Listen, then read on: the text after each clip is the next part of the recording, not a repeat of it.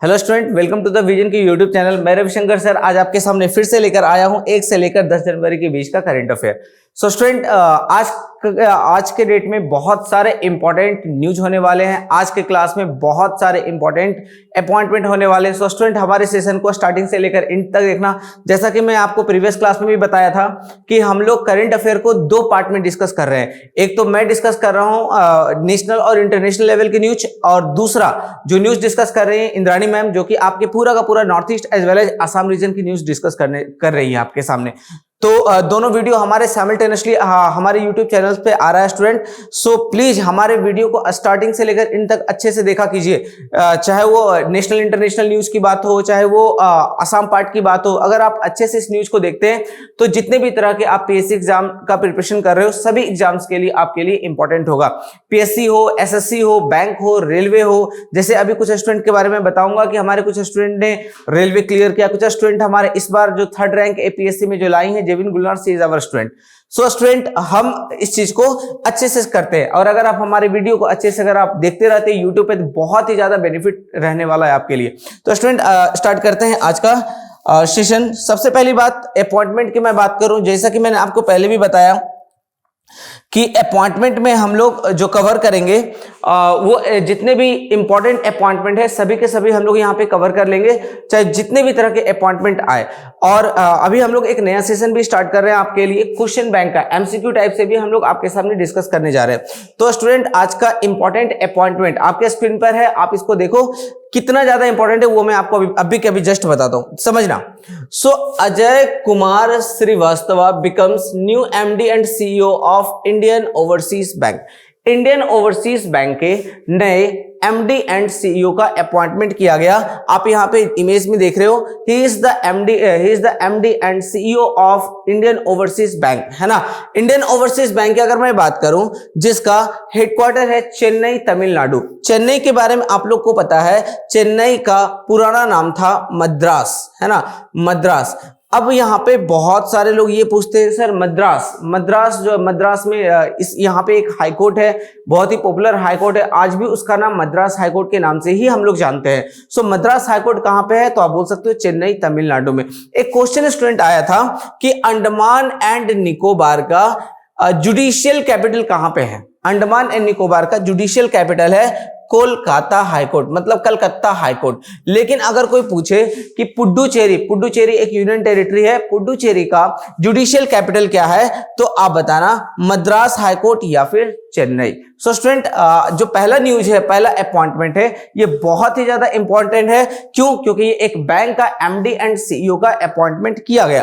तो MD and CEO जिसका नाम है अजय कुमार श्रीवास्तव। सो स्टूडेंट, बढ़ते हैं इंपॉर्टेंट सेकंड न्यूज की तरफ, सेकंड अपॉइंटमेंट की तरफ। सेकंड अपॉइंटमेंट आपके स्क्रीन पे है, जैसा कि आप यहां पे स्क्रीन में देख रहे हो, air marshal Pankaj Mohan Sinha assumed commandant of the IAF Indian air force western command. अब समझना, मैं कुछ बातें आपको बताता हूं। एयरफोर्स डे कब सेलिब्रेट किया जाता है, तो आप बोलोगे 8 अक्टूबर।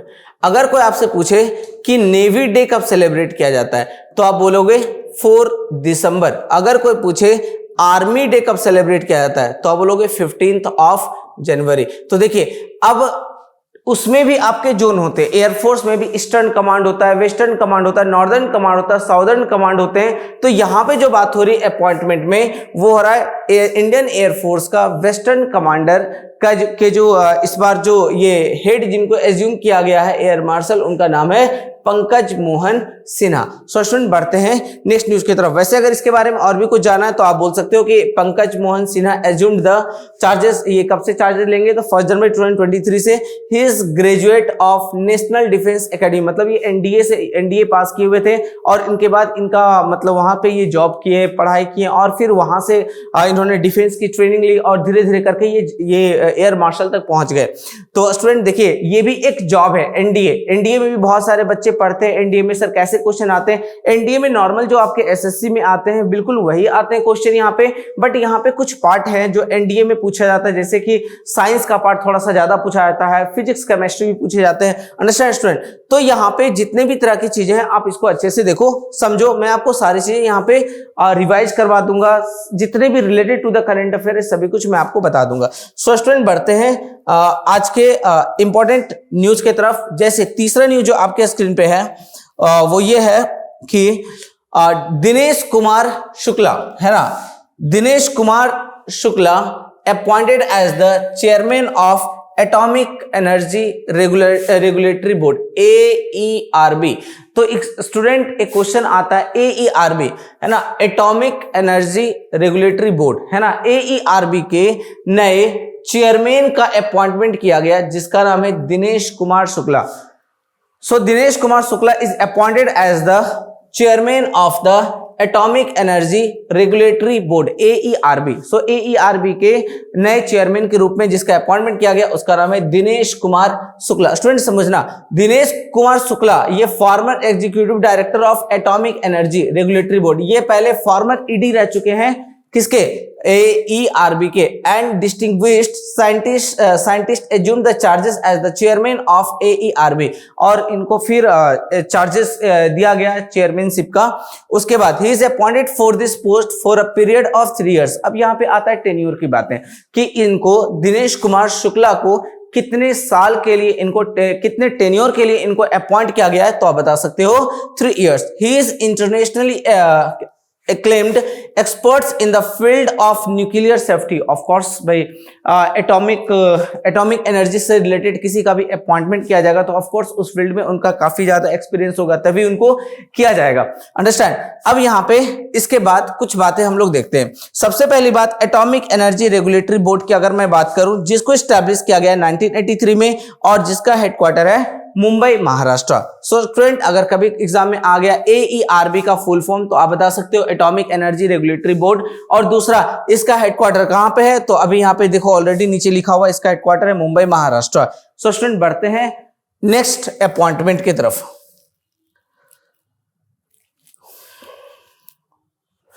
तीसरा अपॉइंटमेंट बहुत ही ज्यादा इंपॉर्टेंट है, लूला da Silva.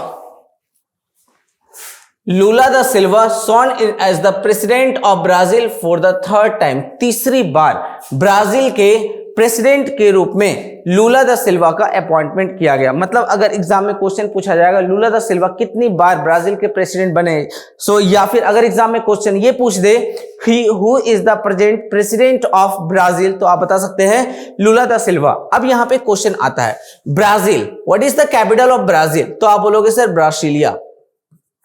And what is the currency, तो आप बोलोगे रियल। जैसे कि स्टूडेंट मैंने आपको पहले भी पढ़ाया, याद करने का बहुत ही सिंपल सा तरीका है, आपको बोलना है कि ब्राजील में रियल जूस मिलता है। अब ये रियल वाला जूस देखिए एग्जैक्टली ये झूठ बात है कि ब्राजील में रियल जूस मिलता है, ब्राजील में रियल जूस नहीं चलता है भाई, है ना, रियल जूस हमारे इंडिया में चलता है। लेकिन याद करने का तरीका कैसे याद करेंगे, कुछ ना कुछ तो हमें फेनोमेना यूज करना पड़ेगा। तो आपको याद करने का तरीका मैं बता रहा हूं कि बस याद कर लेना कि ब्राजील में रियल जूस मिलता है, तो ब्राजील की करेंसी क्या हो गया, रियल। ब्राजील का कैपिटल क्या होगा, ब्रासीलिया। चलिए, he was sworn as the president for the 3rd terms, कितनी बार ये, तीसरी बार ये बन रहे वहां के प्रेसिडेंट ब्राजील के। ही डिफीटेड द इनकम्बेंट प्रेसिडेंट, है ना, Jair Bolsonaro. Lula is a trade unionist, ये बेसिकली ये जो है लूला दा सिल्वा, ये है कौन, ये ट्रेड यूनियनिस्ट भी रह चुके हैं, है ना, एज वेल एज अभी भी है। क्या नाम है, Geraldo Alckmin was sworn in as the vice president of Brazil. अब देखिए यहाँ पे एक पर्सन आया जिसका नाम है वाइस प्रेसिडेंट, तो एग्जाम में वाइस प्रेसिडेंट भी पूछ सकता है, प्रेसिडेंट भी पूछ सकता है। Lula has provisionally led the country from 2003 से लेकर 2010 के बीच में, 2003 से लेकर 2010 तक ये ऑलरेडी कंट्री को सर्व कर चुके हैं, मतलब ब्राजील को सर्व कर चुके हैं। स्टूडेंट देखिए यहाँ पे आप देख रहे हो इमेज में, यही है। अब यहां पे हम आपको थोड़ा सा इमेज पढ़ाते हैं, समझना थोड़ा सा स्टूडेंट। यह है आपका ब्राजील जो आप इमेज में देख रहे हो, मैं थोड़ा सा इसको इरेज कर देता हूं।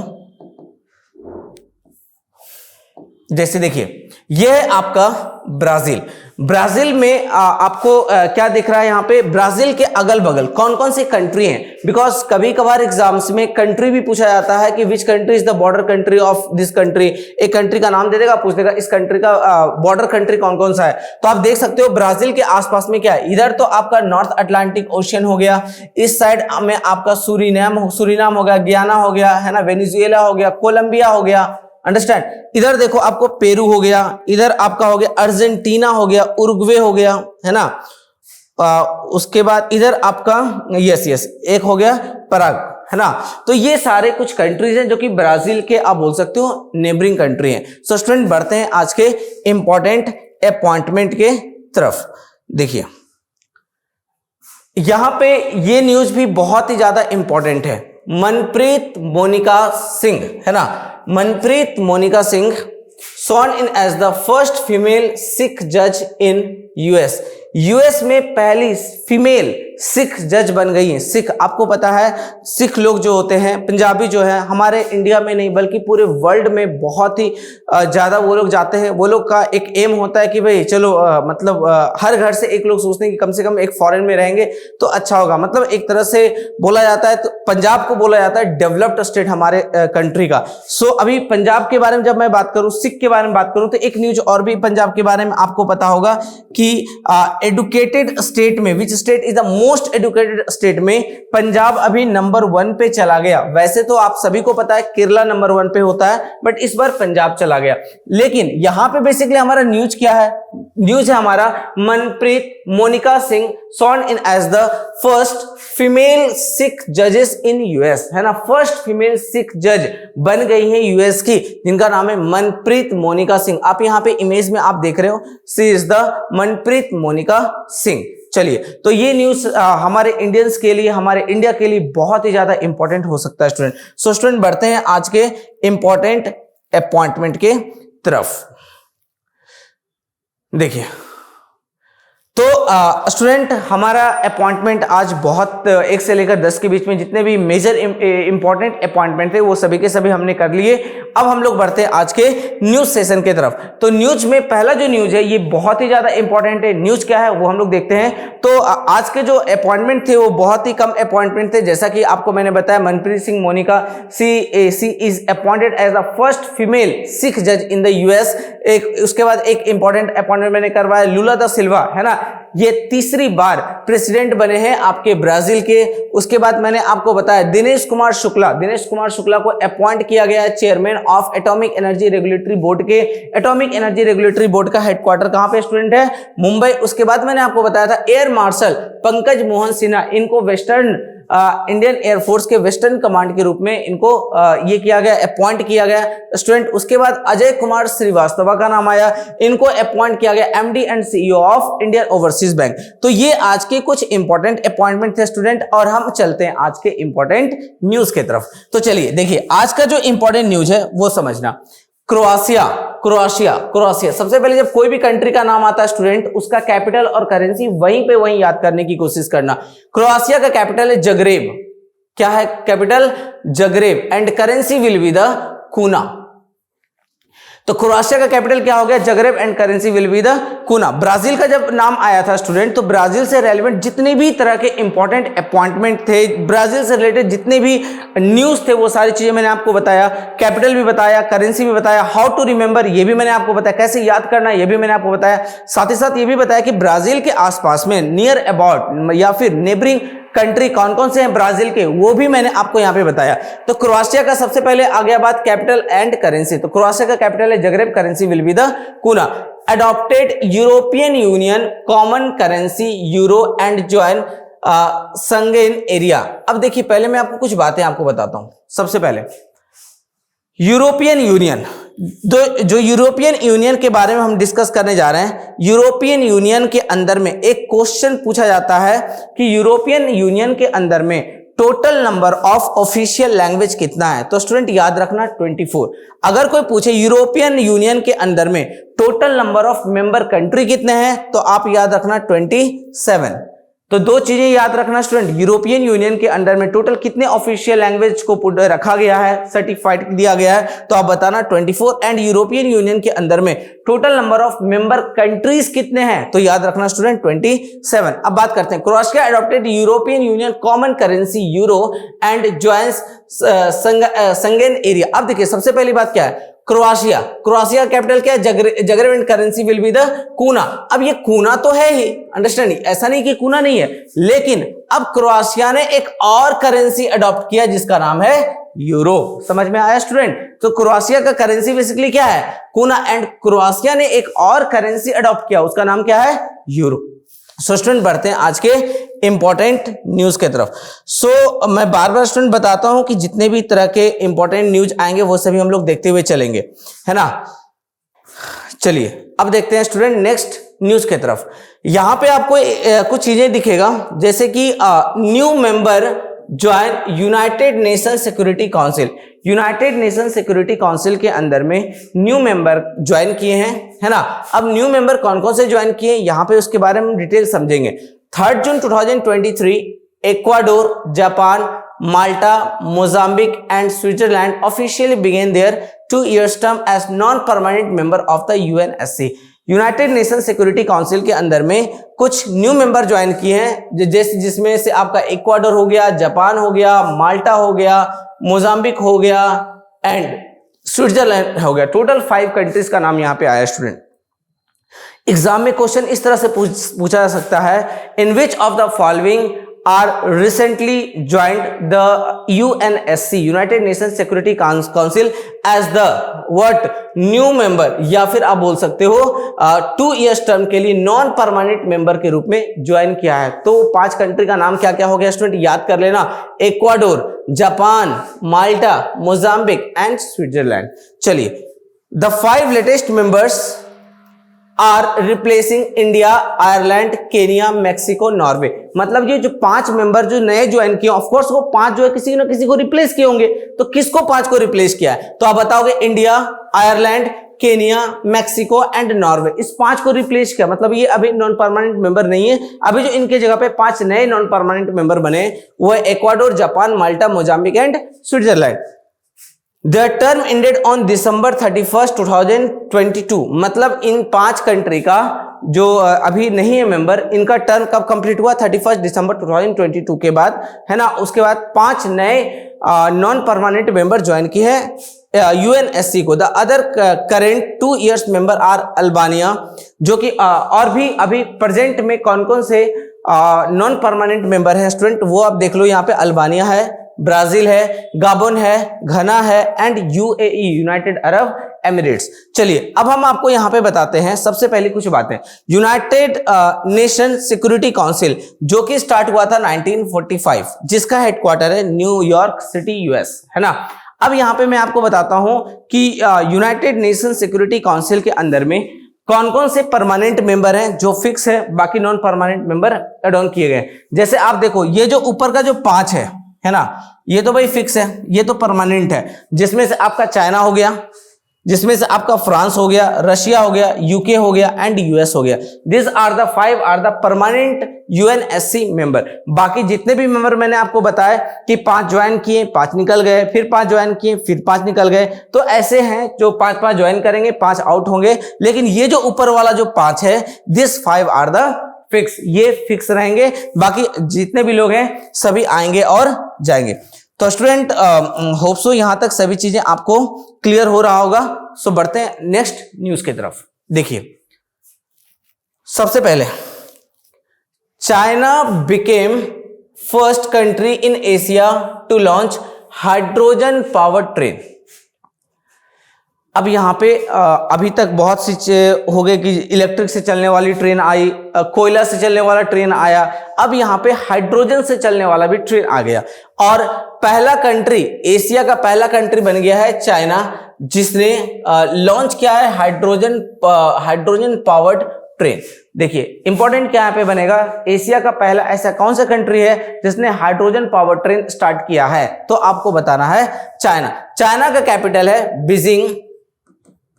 Beijing and currency will be the renminbi. Renminbi.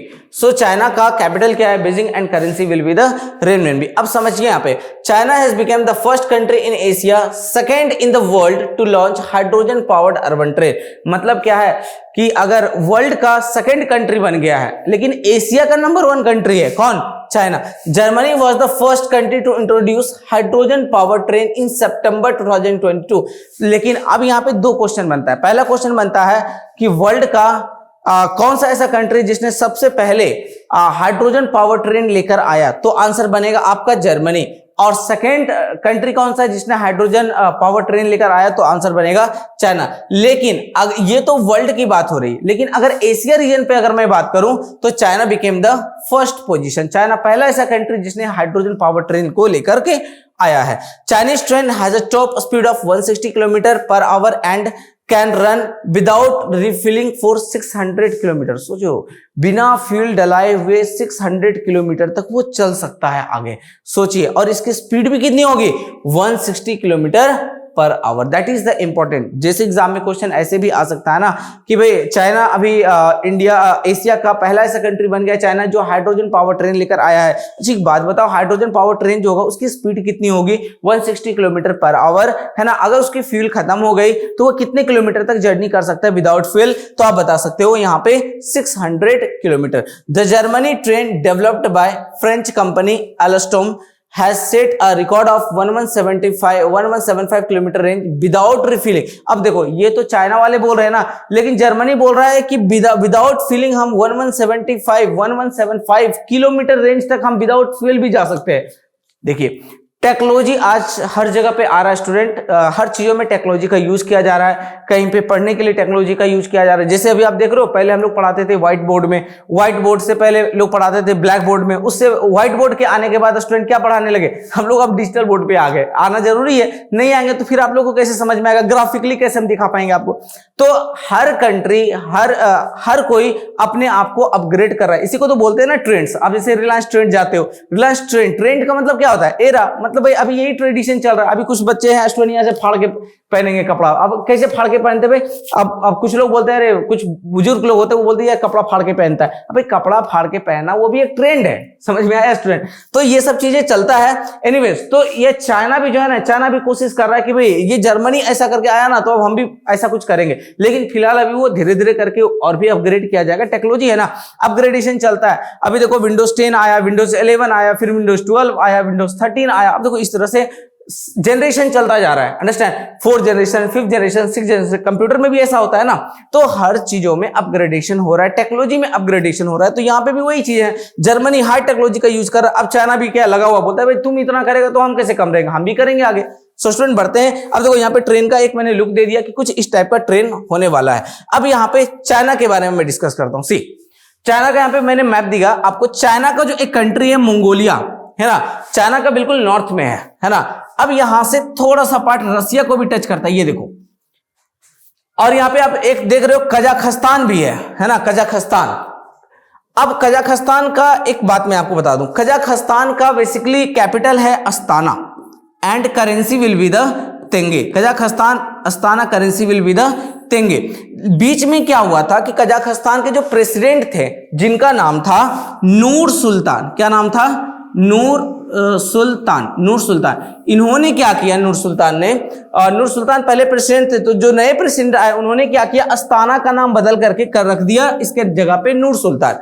अब उसके बाद फिर से अभी क्या हो गया कि भाई नूर सुल्तान, भाई ये अच्छा बात नहीं है, अब ये अगेन अस्ताना रख दिया गया। अब एक एग्जांपल मैं आपको बताता हूं। सपोज दैट अभी हमारे प्रेसिडेंट थे जो अभी तो फिलहाल द्रौपदी मुर्मू बन गई हैं, लेकिन बिफोर द द्रौपदी मुर्मू हमारे इंडिया के प्रेसिडेंट कौन थे, रामनाथ कोविंद। ऐसा हुआ कि रामनाथ कोविंद का टेन्योर खत्म हो गया, अब आ गई द्रौपदी मुर्मू। अब द्रौपदी मुर्मू ने क्या करेंगी कि न्यू दिल्ली का नाम बदल कर देगी रामनाथ कोविंद। तो बताओ सुनने में कैसा लगेगा स्टूडेंट। तो यहाँ पे भी कुछ वैसा ही हुआ कि पहले कजाकिस्तान का जो प्रेसिडेंट है नूर सुल्तान रखा गया, तो लोगों को बुरा लगा, यार क्या यार आदमी के नाम पे एक कैपिटल का नाम रख दिया, अंडरस्टैंड। फिर बुरा लगा तो उसके बाद फिर क्या किया, बोला कि चल भाई जो पहले था उसी को कर देते हो, अंडरस्टैंड। तो अगेन अस्ताना कजाकिस्तान का कैपिटल डिक्लेयर कर दिया गया, but currency will be the same, तेंगे।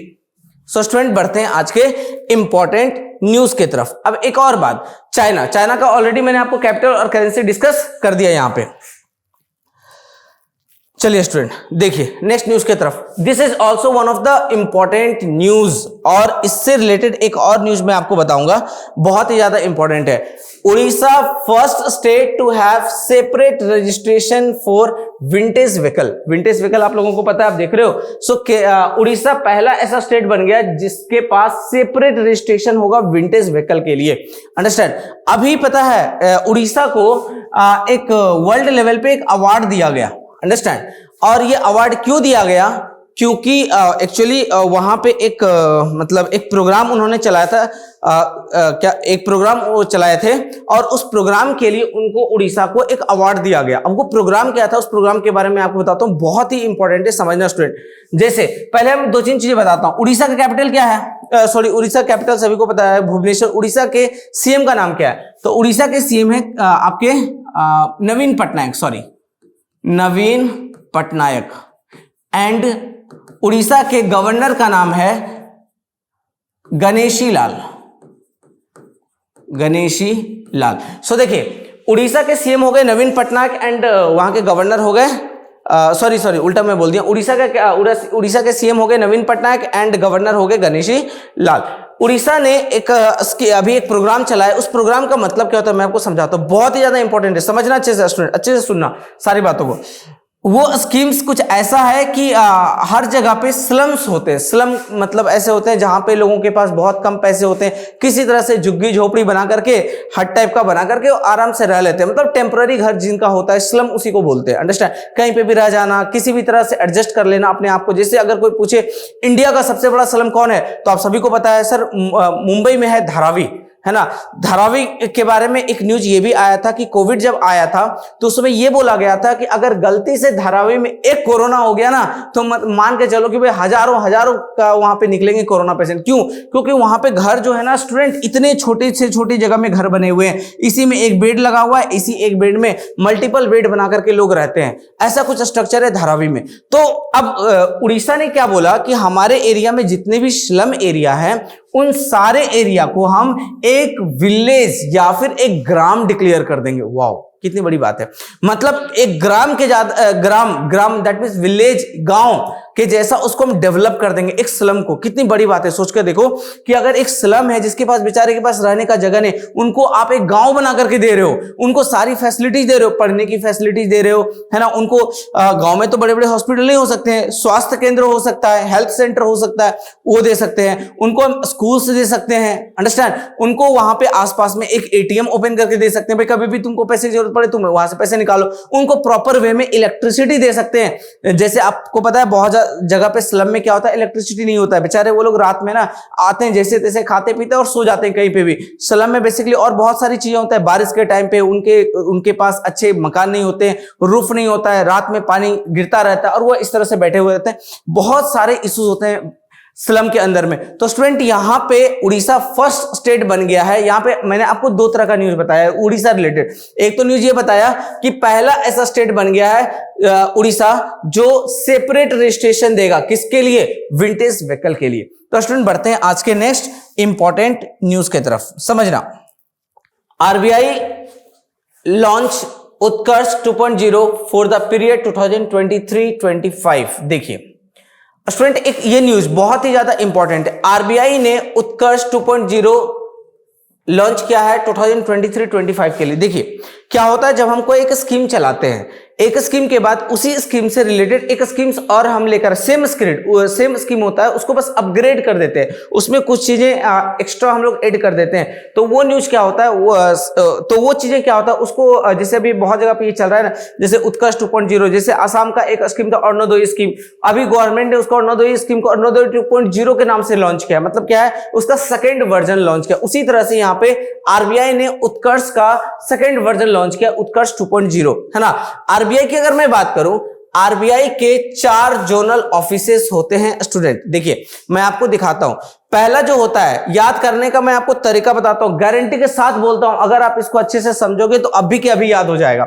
North, south, east and west. समझना स्टूडेंट, ईस्ट में कौन सा, नॉर्थ इंडिया का सबसे बड़ा सिटी कौन सा है? तो आप लोग आंसर कर सकते हो जल्दी से, कौन सा है? दिल्ली। है ना। साउथ इंडिया का सबसे बड़ा सिटी बोलोगे अरे सर वही है चेन्नई, है ना। चलो ईस्ट इंडिया का सबसे बड़ा सिटी सर कोलकाता है, इससे बड़ा सिटी तो ईस्ट इंडिया में कोई है भी नहीं, हमारा गुवाहाटी भी इससे छोटा है, कोलकाता बहुत ही बड़ा है ना।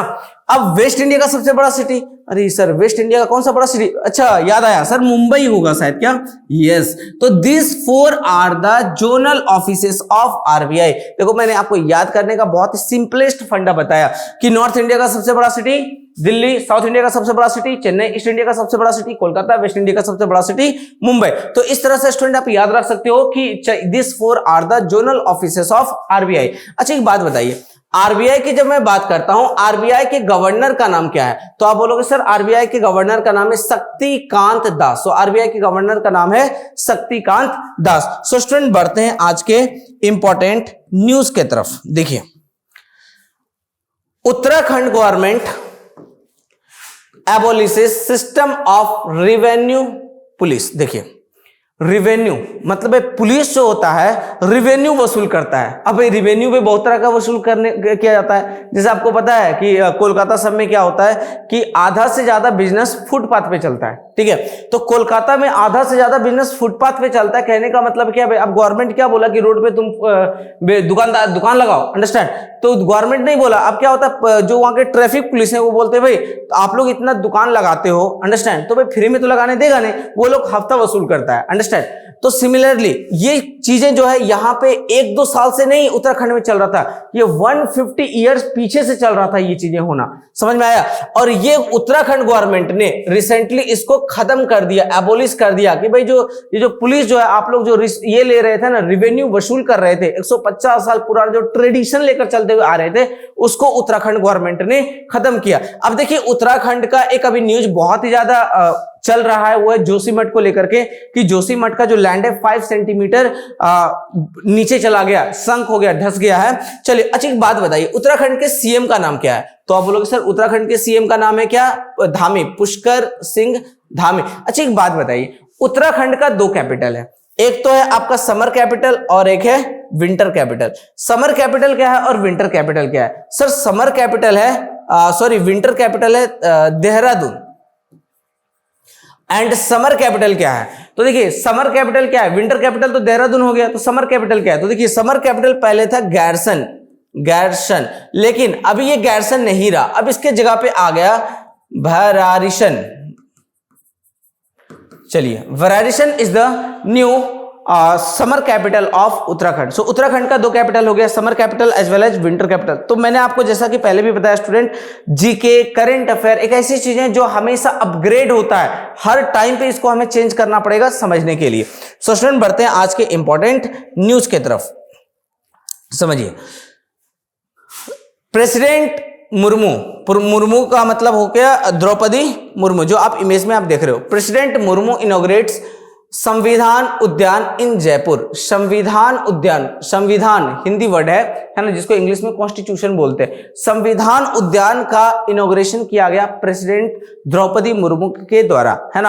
आपको पता है द्रौपदी मुर्मू अभी रिसेंटली प्रेसिडेंट के रूप में अपॉइंट की गई, उसके पहले रामनाथ कोविंद थे।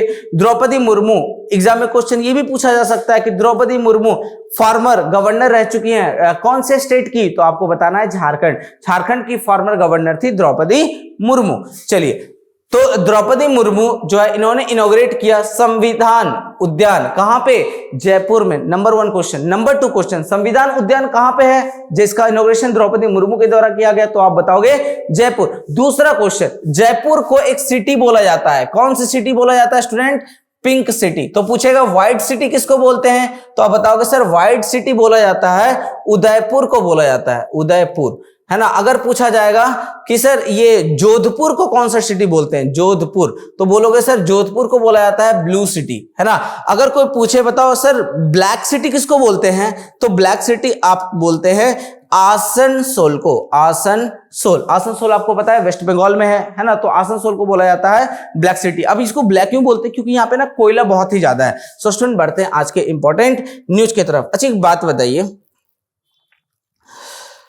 यहाँ पे पहले मैं न्यूज ओपन कर देता हूं, उसके बाद फिर मैं बताऊंगा कि जैसे जयपुर का नाम आया, अभी मैंने 4 सिटी बताया, एक तो जयपुर बताया पिंक सिटी, उदयपुर बताया व्हाइट सिटी, और ब्लैक सिटी बताया आपका आसनसोल, और एक बताया ब्लू सिटी जिसको जोधपुर बताया। अब यहां पे एक न्यूज आया है, वो ये देखिए, Shiva Chauhan first women officer to deployed Siachen. अब देखिए, शिवा चौहान पहली ऐसी ऑफिसर बन गई, फीमेल ऑफिसर, वुमेन ऑफिसर है ना, जिनको सियाचिन के लिए डिप्लॉय किया गया। सियाचिन इंडिया का नहीं, वर्ल्ड का हाईएस्ट बैटल स्पॉट है, highest battle spot, highest battle spot का मतलब क्या था? दुनिया का सबसे ऊंचा युद्ध क्षेत्र। आपको पता होना चाहिए, सियाचिन एक ऐसा जगह है जहां पे टेम्परेचर एग्जिस्ट करता है 0 डिग्री टू -50 डिग्री सेल्सियस, है ना, 0 से -50 डिग्री सेल्सियस जहां पे टेम्परेचर हो, आप वहां पे समझ लो कि थोड़ा सा पानी गिराएंगे और वहां पे आइस फॉर्म हो जाएगा। बताइए, एक टाइम ऐसा था, सियाचिन ग्लेशियर पे पाकिस्तान ने अटैक किया था और इंडिया ने उसके लिए एक ऑपरेशन चलाया था और उस ऑपरेशन का नाम रखा गया था ऑपरेशन मेघदूत, है ना। फाइनली आपको भी पता होगा भाई, इंडिया और पाकिस्तान के बीच में अगर कभी भी लड़ाई होगी तो जीतेगा कौन? इंडिया ही जीतेगा। अल्टीमेटली इंडिया ही जीता था उस समय भी। चलिए स्टूडेंट, तो बढ़ते हैं आज के नेक्स्ट इंपॉर्टेंट न्यूज के तरफ। देखिए, minister of defence education and skill development signed MOU, है ना। अब एमओयू क्या होता है? Memorandum of understanding. क्या होता है? कुछ काम है ना, एक काम, कोई भी काम जो है ना स्टूडेंट, अकेले कुछ भी नहीं हो पाता है, अंडरस्टैंड। तो एक कोई भी काम करने के लिए हमें क्या चाहिए? सपोर्ट चाहिए, हर चीज। जैसे एग्जांपल में आपको बताता हूं, एक शादी करना होता है किसी को, तो शादी में भाई एक आदमी बोलेगा भाई हम शादी करवा देंगे पूरा का पूरा, ऐसा नहीं होता है ना। होता क्या है, उस शादी को करने में बहुत सारे लोग उसमें ये करते हैं, बोलते हैं भाई इवेंट ऑर्गेनाइजर को बुलाओ, अंडरस्टैंड, उधर से वेडिंग प्लानर को बुलाओ, जो वेडिंग प्लानिंग करता है ना उसको बुलाओ, है ना, एक डेकोरेशन जो करता है उसको बुलाओ, अंडरस्टैंड। तो बहुत सारे लोगों की जरूरत होती है। सिमिलरली एक मतलब कुछ काम करना होता है, इंपॉर्टेंट काम करना होता है, दैट मींस उसके लिए हमें क्या करना पड़ता है? एमओयू साइन करना पड़ता है। तो ministry of defence, defence minister, है ना, डिफेंस मिनिस्टर कौन है आपको भी पता है? राजनाथ सिंह। एजुकेशन मिनिस्टर, है ना, skill development minister and education minister. समझिएगा, education and skill development minister. देखिए, पहले थे धर्मेंद्र प्रधान पेट्रोलियम मिनिस्टर, है ना, धर्मेंद्र प्रधान क्या थे? Petroleum minister. और धर्मेंद्र प्रधान जब पेट्रोलियम मिनिस्टर थे, देखो याद करने का मैं तरीका बता रहा हूं, ऐसा कुछ नहीं है। तो धर्मेंद्र प्रधान जब पेट्रोलियम मिनिस्टर थे ना, तो उसमें पेट्रोल की प्राइस डे बाय डे बढ़ रही थी, अंडरस्टैंड। तो गवर्नमेंट बोला भाई आपके टाइम पे पेट्रोलियम की प्राइस बढ़ रही है, आप एक काम करो, आप पेट्रोलियम डिपार्टमेंट छोड़ दो, आपको नहीं समझ में आ रहा है, आप उतने पढ़े लिखे नहीं हो, आप एक काम करो, पहले थोड़ी सी पढ़ाई कर लो, थोड़ा सा स्किल बना लो, उसके बाद आप फिर ये मिनिस्ट्री देख रहा, अंडरस्टैंड। मतलब क्या हुआ कि पढ़ाई कर लो, मतलब एजुकेशन मिनिस्टर, स्किल बना लो, स्किल डेवलपमेंट मिनिस्टर, है ना। तो education minister, skill development minister, ये कौन हो गए? धर्मेंद्र प्रधान। और डिफेंस मिनिस्टर आप सभी को पता है यह है राजनाथ सिंह। समझिए, इन दोनों के बीच में एमओयू साइन किया गया, इस दोनों मिनिस्ट्री के बीच में MoU, memorandum of understanding sign किया गया है, सो दैट एजुकेशन के सेक्टर को और भी बेहतरीन, बेस्ट टू बेस्ट बनाया जा सके, अंडरस्टैंड। पढ़ लेते हैं एक बार student. Defence and ministry of education, ministry of skill development and entrepreneurship and all the services have signed MOU with various stakeholder, है ना, सभी के सभी स्टेक होल्डर के लिए, इन सभी को ठीक करने के लिए और भी बेहतरीन करने के लिए एक एमओयू साइन किया गया। They aim to facilitate the continued education of Agniveer while serving in the armed force. जैसा कि मैंने आपको बताया, अग्निवीर, आपको पता है अग्निवीर के बारे में कि भाई 3 साल तक आपको वहां पे जॉब किया जाएगा, उसके बाद फिर 75% लोगों को मतलब एज एक्स सर्विसमैन आप बाहर हो जाओगे, एंड 25%, उसमें जो 25% जो लोग जो बचेंगे उसको वहां पे सेलेक्ट किया जाएगा, जो मतलब वेरी वेरी मेरिटोरियस होंगे, उनको ट्रेनिंग के लिए एक्चुअली साइन किया गया ये एमओयू। नंबर 1। नंबर 2, अब जो 75% आउट हो जाएंगे, अब उसके बारे में बहुत लोग गलत बातें फैला रहे हैं मार्केट में, ये ऐसा है, वो ऐसा कर रहा है। एक्चुअली हमारी गवर्नमेंट बोली है कि जो 75% वो एज एक्स सर्विसमैन एक्ट करेंगे, दैट मींस हमारे जितने भी तरह के जॉब आते हैं उसमें एक कोटा होता है ना स्टूडेंट एक्स सर्विसमैन का, तो उस एक्स सर्विसमैन के अंदर में उनको ज्वाइनिंग दिया जाएगा, मतलब उनके लिए कोटा बनाया जाएगा। मतलब ऐसा नहीं कि भाई वो पूरा रोड छाप ही रहेंगे, रोड में घूमेंगे फिरेंगे, ऐसा नहीं है। मतलब एक्चुअली क्या होगा, 3 साल के बाद वो बहुत सारे डिसिप्लिन सीखेंगे, पढ़ाई लिखाई के बारे में सीखेंगे और बहुत सारी चीजें वो सीखेंगे और उसी चीज को एलेबोरेट करेंगे अलग अलग जगह पे। Under this MoU suitable 12th class certificate and bachelor's degree will be awarded to the Agniveer. मतलब उसमें क्या होगा भाई, आपको बैचलर डिग्री में लिया जाएगा और आपको ग्रेजुएशन का भी डिग्री दिया जाएगा, मतलब पढ़ाई भी करवाया जाएगा आपको। आप ये मत सोचो कि भाई आपको सिर्फ वहां पे नौकरी बंदूक चलाने के लिए बताया जाएगा, आपको वहां पे पढ़ाई भी करवाया जाएगा और पढ़ाने के बाद आपको बैचलर डिग्री भी दिया जाएगा अग्निवीरों को। ये बहुत ही ज्यादा इंपॉर्टेंट बात है स्टूडेंट। चलिए तो बढ़ते हैं स्टूडेंट आज के इंपॉर्टेंट न्यूज की तरफ। देखिए, cabinet approves naming of Mopa airport in the name of Manohar Parrikar. देखिए, Manohar Parrikar was the former chief minister of Goa. आपको पता है मनोहर पारिकर जी को क्या हुआ था कि कैंसर हो गए थे, जिसके कारण से इन बेचारे का डेथ हो गया। बहुत ही सिंपल आदमी थे, है ना। अब इनके नाम पे जब गवर्नमेंट, जब भी कोई भी अच्छे आदमी होते हैं उनके नाम पे ऑफ कोर्स किसी भी जगह का नाम रखा जाता है। जैसे आपको पता होगा फिरोज शाह कोटला स्टेडियम जो कि दिल्ली में था, उसका नाम बदलकर कर दिया गया अरुण जेटली स्टेडियम। उसी तरह से मोपा एयरपोर्ट का नाम अब बदलकर, मोपा जो है इसका नाम बदलकर कर दिया जाएगा मनोहर पारिकर एयरपोर्ट, है ना। गोवा, गोवा का कैपिटल क्या है स्टूडेंट? पनाजी, है ना। तो स्टूडेंट बढ़ते हैं आज के इंपॉर्टेंट न्यूज के तरफ। देखिए, Anurag Thakur launches Y20 summit theme logo and website. Anurag Thakur ने Y20 समिट का theme, logo and website launch किया है। अनुराग ठाकुर, सभी को पता है अनुराग ठाकुर कौन से मिनिस्टर है? तो आप बोलोगे सर स्पोर्ट्स मिनिस्टर है अनुराग ठाकुर, है ना। स्पोर्ट्स मिनिस्टर है अनुराग ठाकुर। देखिए, Anurag Thakur launches the theme of the Y20 summit logo and website in New Delhi. कहां पे लॉन्च किया है? न्यू दिल्ली ने। In the curtain raiser event of Y20 Summit India. Y20 is the official youth engagement group for the G20 of 20। मतलब G20 अभी आपको पता है हर जगह पे जितने भी क्योंकि इंडिया को इस बार प्रेसिडेंसी मिला है G20 का ये करने के लिए, तो हर जगह पे G20 को प्रमोट किया जा रहा है ना। तो of course it is also the Y20 is also the part of the G20, understand. The forum for the world's largest and most advanced economies.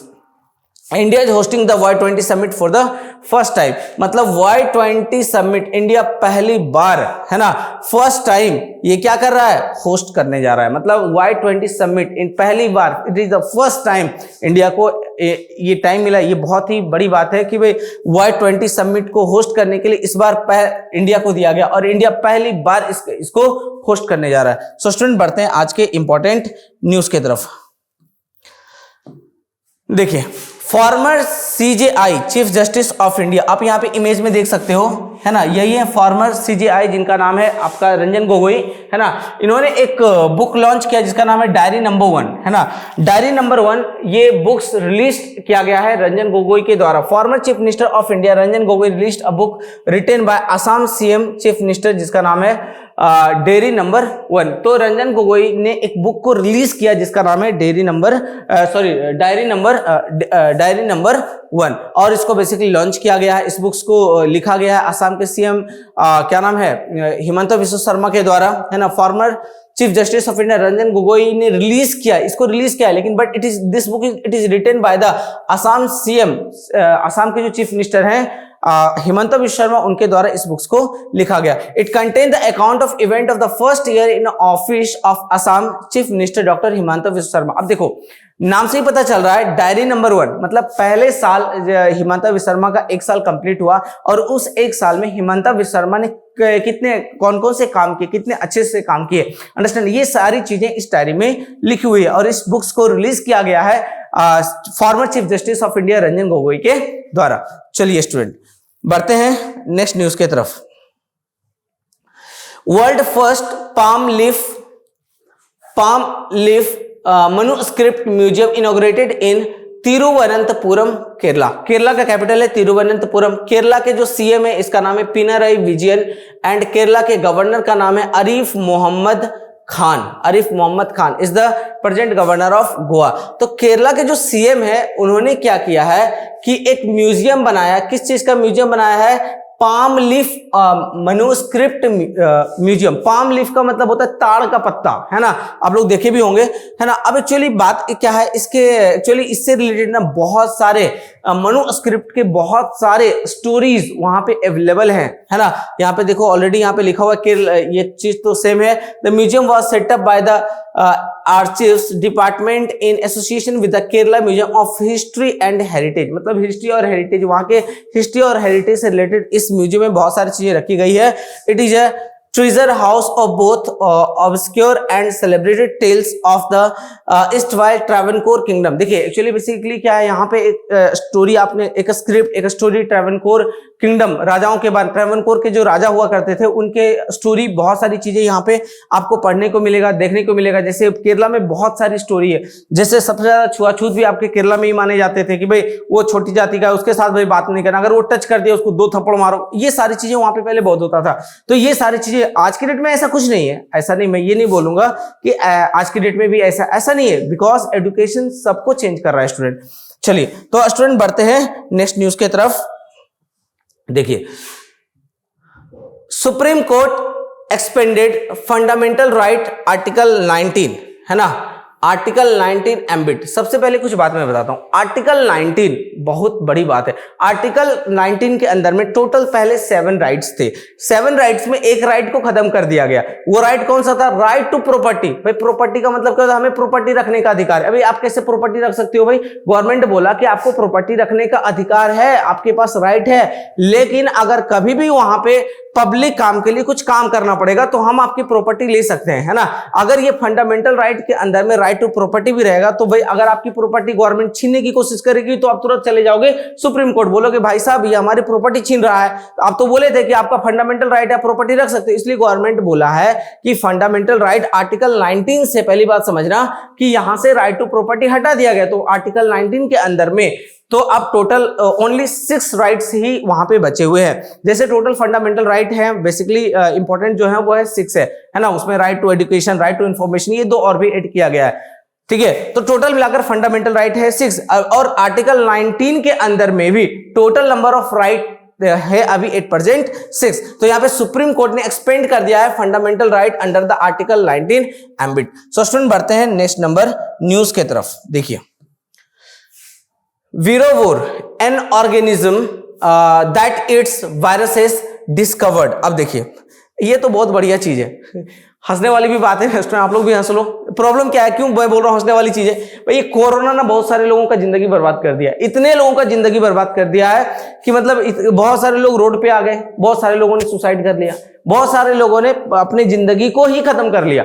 तो जो वीरोवोर ये जो ऑर्गेनिज्म है, ये एक ऑर्गेनिज्म है, ये एक ऐसा वायरस है जो भाई जो सारे के सारे जो भी वायरस पैदा होंगे ना उन सभी को खा जाएगा, है ना। तो भाई हम लोग सोच रहे थे भाई कोई ऐसा वायरस आ जाए, निकल आए जो कि मतलब सभी वायरस को खा जाए, मतलब कोरोना को भी खा जाए, अंडरस्टैंड।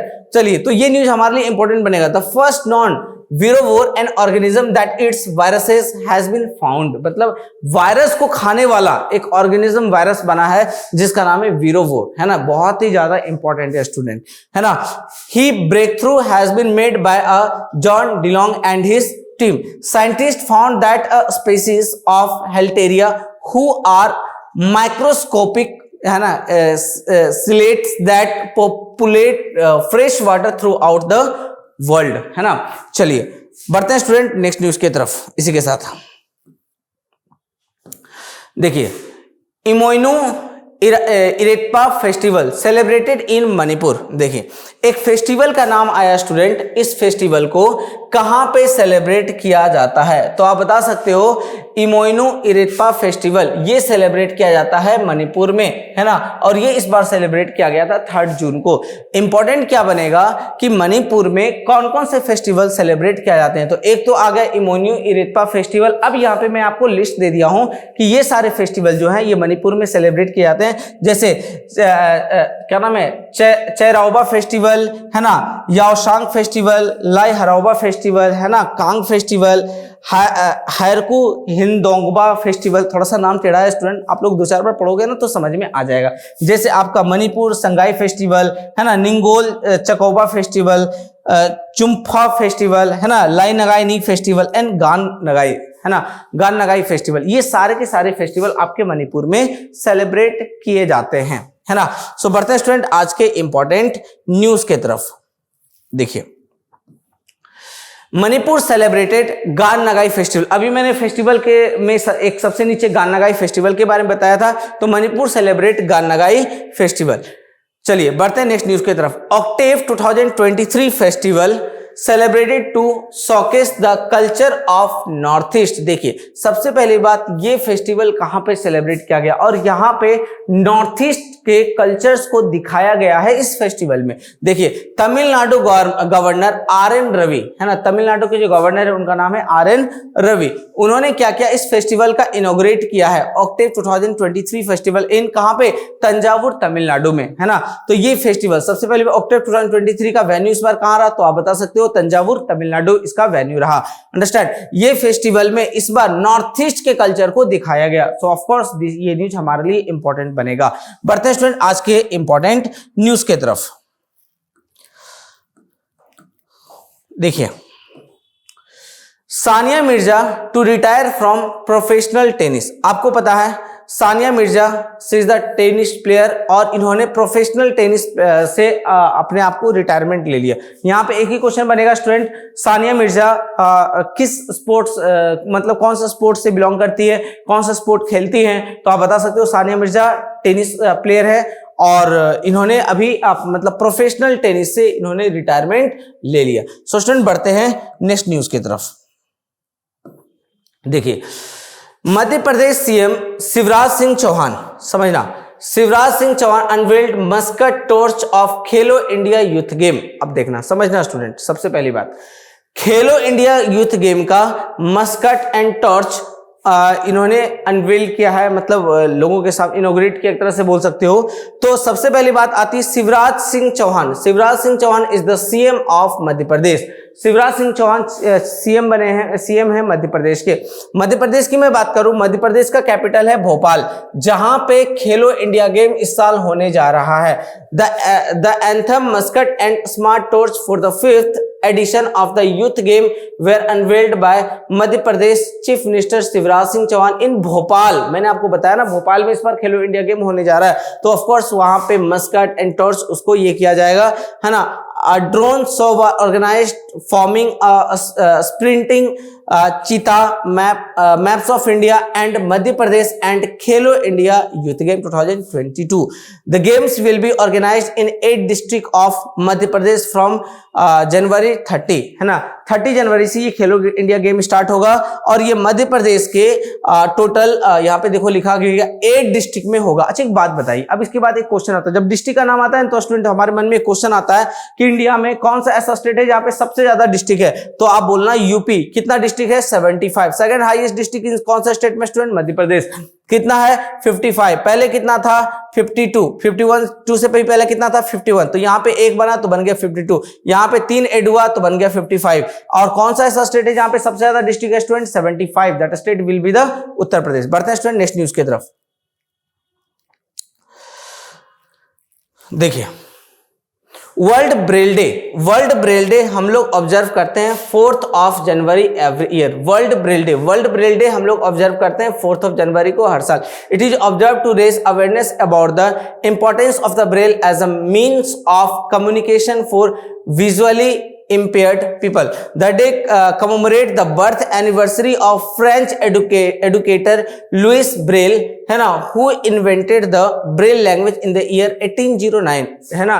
ये इन्वेंट कब किया गया था, 1809 में, है ना। फर्स्ट फ्रेंच एडुकेटर जिनका नाम था लुइस ब्रेल, इनके नाम पे ही हम लोग ब्रेल डे सेलिब्रेट करते हैं हर साल 4 जनवरी को। अब देखिए एडुकेटर से हमको याद आया कि इंडिया का first female teacher, first female educator teacher का नाम क्या है, सावित्रीबाई फुले। याद रखना ये भी स्टूडेंट, सावित्रीबाई फुले, सावित्रीबाई फुले, है ना। सावित्रीबाई फुले ये हमारे इंडिया की फर्स्ट एडुकेटर, फीमेल एडुकेटर थी, है ना।